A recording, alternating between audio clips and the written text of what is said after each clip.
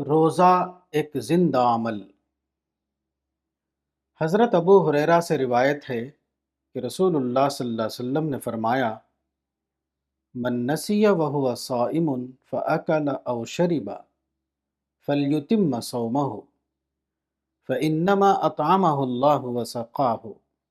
صحیح مسلم، کتاب الصیام، باب اکل الناسی۔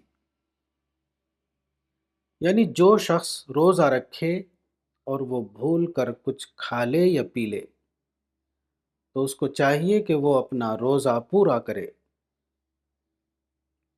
کیونکہ یہ اللہ ہے جس نے اس کو کھلایا اور پلایا۔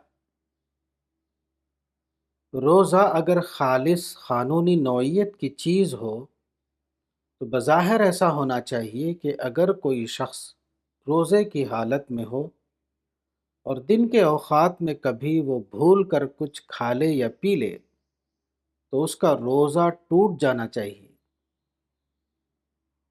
روزہ اگر صرف ایک ظاہری صورت کا نام ہو تو دن کے وقت کچھ کھانے یا پینے سے ہر حال میں اس کا روزہ ٹوٹ جانا چاہیے، خواہ اس نے جان کر کھایا ہو یا بھول کر کھایا ہو۔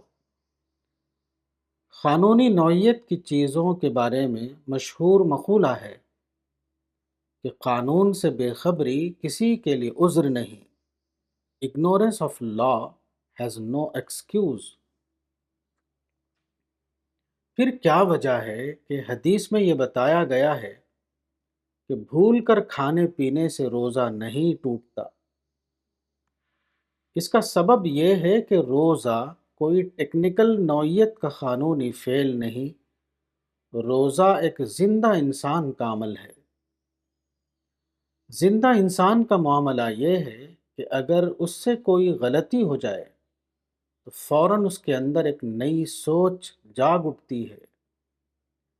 یہ نئی سوچ اس کی بھول کو ایک مثبت عمل بنا دیتی ہے۔ وہ اس بھول میں اپنے عجز اور خدا کی قدرت کو دریافت کر لیتا ہے۔ وہ سوچتا ہے کہ انسان کتنا زیادہ کمزور ہے، اس کے مقابلے میں خدا کتنا زیادہ قوی اور عزیز ہے کہ وہ کبھی کسی چیز کو نہیں بھولتا۔ لا یضل ربی ولا ینسا۔ یہ دریافت ایک زندہ انسان کو خدا سے اور زیادہ قریب کر دیتی ہے۔ وہ مزید اضافے کے ساتھ خدا کی رحمتوں کا مستحق بن جاتا ہے۔ جو غلطی معرفت میں اضافے کا سبب بن جائے وہ غلطی نہیں ہے، بلکہ وہ ایک